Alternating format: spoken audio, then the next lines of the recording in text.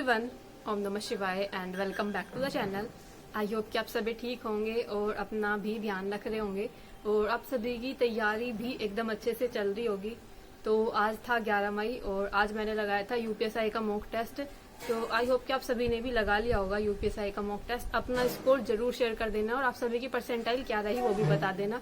तो फिलहाल बात करते हैं। देखो, मॉक टेस्ट जो था मैंने मॉर्निंग के टाइम पर ही लगा लिया था। आई थिंक 9:30 बजे के करीब मैं मॉक टेस्ट देने के लिए बैठ गई थी, क्योंकि उस टाइम तक काम वगैरह निपट चुका था घर का। मैंने पोछा लगा दिया था और सब्जी बना दी थी, बाकी काम मम्मी ने कर दिया था। और ना ऐसा रहता है, अगर आप पहले ही सुबह सुबह बैठ जाओ ना मॉक टेस्ट देने के लिए, तो बीच में आपको कोई ना कोई बुलाता ही रहता है। कभी ये कर दे बेटा, वो कर दे, क्योंकि मैं अपने घर में अकेली हूँ, तो मतलब मम्मी पापा रहते हैं और मैं रहती हूँ, तो कुछ ना कुछ काम रहता ही है इसलिए। और अगर एक चीज और चल रही है अभी, अगर आप यूपीएसआई का जो मॉक टेस्ट RW पर आ रहे हैं ना, इनको अगर आप 1 मिनट के लिए भी कहीं पर रोकते हो ना, या एक बार आप पॉज करके कहीं चले जाते हो कुछ काम करने के लिए, और दोबारा अगर आप आके उसको दोबारा से ओपन करोगे, तो आपके सारे क्वेश्चन अनअटेम्प्ट हो जाएंगे। इसलिए मेरा बस ये रहता है कि मैं पूरा 2 घंटा बैठकर आराम से लगा पाऊँ, कोई भी मुझे इसे डिस्टर्ब ना करे, कोई कुछ काम ना बताए। क्योंकि सबसे बड़ी दिक्कत ना यही रहती है, एक तो नेट की प्रॉब्लम। हमारा जो गांव है इसमें थोड़े नेटवर्क की दिक्कत है, नेटवर्क इतने अच्छे नहीं आते। बाहर ठीक आते हैं, मतलब जहां बाहर एकदम, लेकिन रूम में इतने अच्छे नेटवर्क नहीं आते। इसलिए कभी कभी ना ऐसा होता है कि कुछ क्वेश्चन अनअटेम्प्ट हो जाते हैं। पूरा पेपर करके जाओ, फिर देखो दोबारा, तो पता चला कि ये क्वेश्चन तो अनअटेम्प्ट हो गए। तो ऐसा ही होता है। और बीच में कोई काम बता दे, उसको रोक कर अगर जाते हो आप, तो भी उसमें क्वेश्चन अनअटेम्प्ट हो जाते हैं। तो इसलिए ध्यान रखा करो, अपना पूरा कोशिश किया करो कि पूरे 2 घंटे में कुछ काम ना बताए कोई, आराम से आप बैठकर पूरा 2 घंटा मॉक टेस्ट लगा सको। तो अभी मैं बात करूँ तो हाँ, मतलब जो 11 मई का जो मॉक टेस्ट है ये मैंने लगा लिया। सुबह के टाइम मैंने लगाया था, आई थिंक 9:30 बजे के करीब मैं बैठी थी। उसके बाद जब ये कंप्लीट हो गया था, लेकिन मैंने जो इसका पूरा ये तैयार किया था ना, इसका मतलब वीडियो बनाने के लिए जो इसका स्क्रीनशॉट वगैरह लिए थे, वो मैंने आई थिंक 3 या 4 बजे के बाद लिए थे। क्योंकि उस टाइम पर ही आई थिंक 5:30 या 5 बजे के करीब मैं ये वीडियो रिकॉर्ड करती हूँ। 11 मई को 4-5 बजे के करीब मैं ये वीडियो रिकॉर्ड करती हूँ। फिर ये अगले दिन मंडे में 7 बजे के करीब आप सभी के सामने आ जाती है। तो ऐसा रहता है।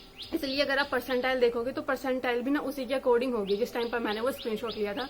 बाकी स्कोर तो सेम ही रहता है, लेकिन परसेंटाइल चेंज होती रहती है। जैसे जैसे और ज्यादा बच्चे मॉक टेस्ट लगाते जाएंगे, परसेंटाइल चेंज होती जाएगी। और कहीं ना कहीं मुझे ऐसा लग रहा है कि परसेंटाइल काफी कम हो चुकी है।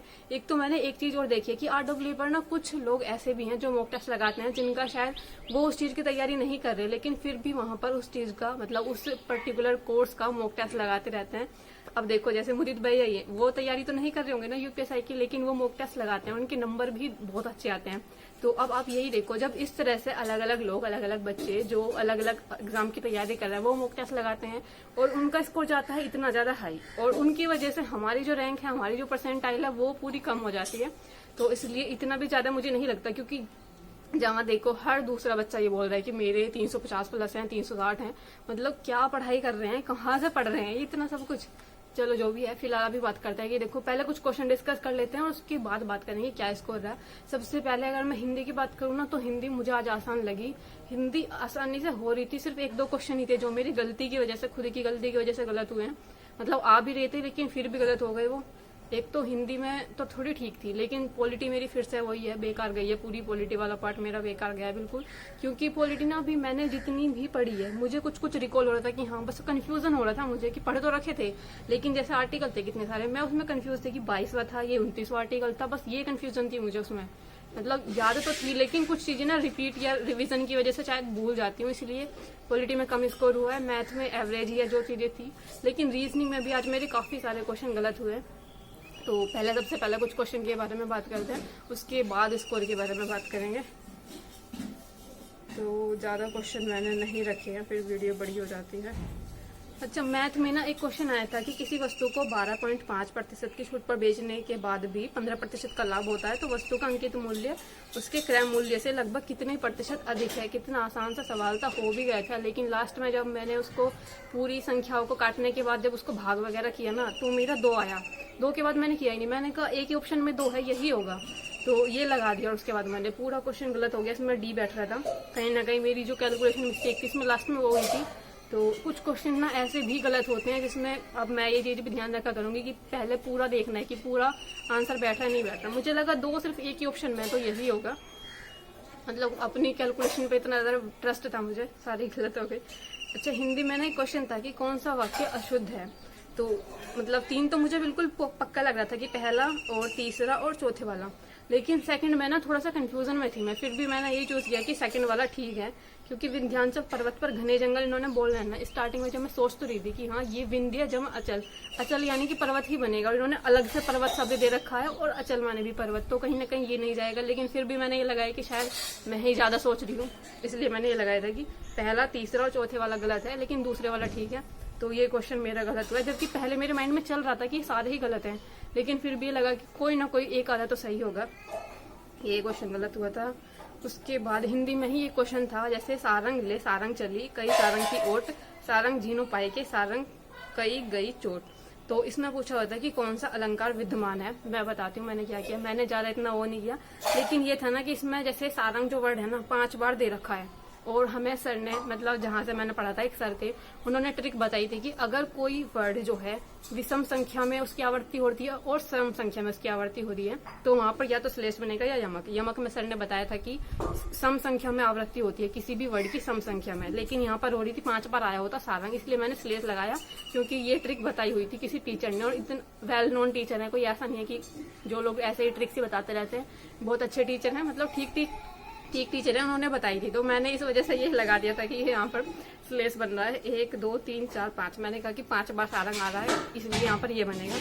तो यहाँ पर बन रहा था यमक अलंकार। ये क्वेश्चन भी मेरा गलत हुआ है, इसलिए पता चलता है कि इसमें ज्यादा ट्रिक भी नहीं लगानी चाहिए, अपना भी थोड़ा सा यूज करना चाहिए दिमाग। तो बस ये रहता है, टाइम बच जाएगा। उसके बाद रीजनिंग में क्वेश्चन था कि सभी छात्र शिक्षक हैं, कुछ शिक्षक व्याख्याता हैं और कोई भी व्याख्याता वृत्तिक नहीं है, ये क्वेश्चन था। तो इसमें मैंने किया था कि केवल सेकंड जो है अनुसरण करता है कि कोई भी छात्र जो है वृत्तिक नहीं है, और जब मैंने डायग्राम बनाया था उसमें बन भी नहीं रहा वृत्तिक। फिर भी मुझे पता नहीं चल रहा कि मेरे ये 1-2 पॉइंट मेरा कहीं तो मिस हो रहा है, मुझे लगता है, जिसमें कोई छात्र वृत्तिक नहीं है वाले ये क्वेश्चन गलत हो रहे हैं। तो इसमें ये वाला क्वेश्चन मेरा गलत हुआ था।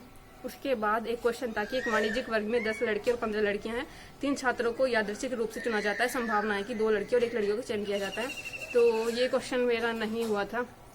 एक तो इतना ज्यादा कंफ्यूजिंग था, मुझे पता था यहाँ कॉम्बिनेशन वाला इसमें कॉन्सेप्ट लगेगा, लेकिन फिर भी नहीं हुआ था, पता नहीं मैंने कैसे ही किया था ये।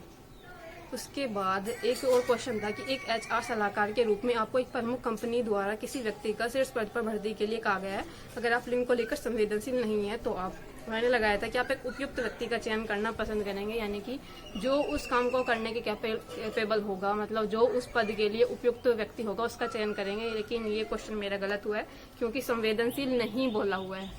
ठीक है, अब मैंने ध्यान दिया संवेदनशील है, तो ये क्वेश्चन भी मेरा गलत हुआ था। उसके बाद एक मैथ में था, शायद ये रीजनिंग में क्वेश्चन था कि नीचे दी गई आकृति में कितने त्रिभुज हैं। मैंने 11 गिने थे, इन्होंने 10 बताए हैं, तो इसमें 10 क्वेश्चन, ये क्वेश्चन मेरा गलत है। मुझे किसी का कमेंट आया था कि कुछ क्वेश्चन गलत आए हुए हैं, वैसे मुझे नहीं पता कौन से क्वेश्चन गलत आए हुए थे पूरे मॉक टेस्ट के अंदर, किसी ने बताया था मुझे, आई थिंक 2 क्वेश्चन गलत हैं, तो मुझे नहीं पता, क्योंकि अभी मैंने पूरा एनालिसिस नहीं किया है, शाम को करूंगी। और उसके बाद जितने भी क्वेश्चन मेरे जो नहीं हुए, जिनमें कहीं मिस्टेक हुई है, उन सबको अलग से कॉपी में नोट करते चलूंगी।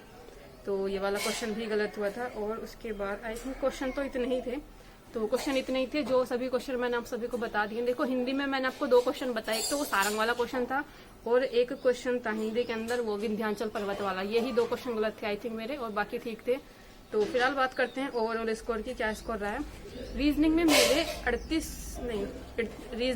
30 क्वेश्चन ठीक हैं और 10 क्वेश्चन गलत हैं। 38 मिनट का इसको करने में टाइम लगा था। तो रीजनिंग में 30 क्वेश्चन ठीक है, 10 क्वेश्चन गलत हैं और 38 मिनट का इसको करने में टाइम लगा था। मैथ वाले पार्ट में मेरे 33 क्वेश्चन ठीक हैं और 7 क्वेश्चन गलत हैं।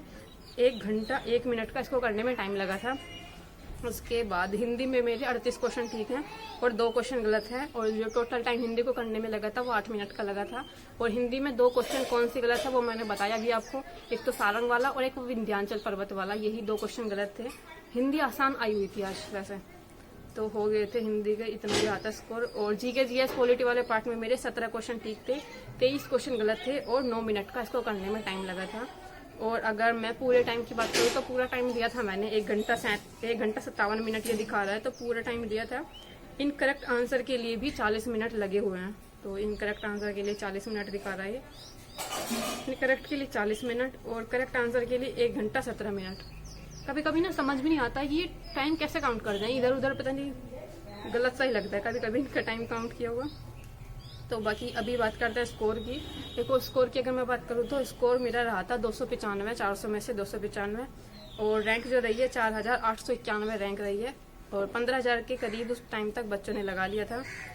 तो मैंने बताया आप सभी को बहुत सारे बच्चे लगाते हैं RW पर मॉक टेस्ट, और वहीं अगर आप टेस्ट बुक के PYQ क्वेश्चन पेपर में जाकर देखोगे ज़्यादा लोग नहीं लगाते हैं वहाँ पर, इसलिए वहाँ पर आपकी परसेंटाइल थोड़ी बढ़कर आती है और यहाँ पर परसेंटाइल कम आती है, क्योंकि RW पर बहुत सारे बच्चे मॉक टेस्ट लगाते हैं।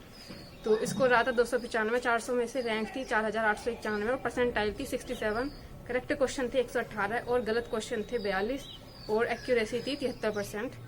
तो यही रहा था मेरा कुछ स्कोर। कहीं ना कहीं अगर GK GS में या पॉलिटी वाले पार्ट में मेरा थोड़ा सा भी स्कोर इंक्रीज हो जाए ना, अगर 20 से 25 तक आ जाए, तो मुझे लगता है कि शायद 300 तक मेरा स्कोर आ जाएगा। लेकिन इस पार्ट में मेरा स्कोर इंक्रीज नहीं हो रहा, जिसकी वजह से मेरा पूरा जो UPSI का स्कोर है वो 290 से ज़्यादा और 300 से कम, ज़्यादातर तो यहीं पर चल रहा है। तो इस तरह से चल रही है तैयारी। बाकी आप सभी भी अच्छे से अपनी तैयारी करते रहो। कोई क्वेश्चन हो तो प्लीज़ कमेंट कर देना, और बाकी मिलते हैं नेक्स्ट वीडियो में। तब तक के लिए bye bye, take care and Radhe Radhe. और हाँ, अपना स्कोर भी जरूर शेयर कर देना, मतलब अपना स्कोर भी कमेंट कर देना। Bye bye.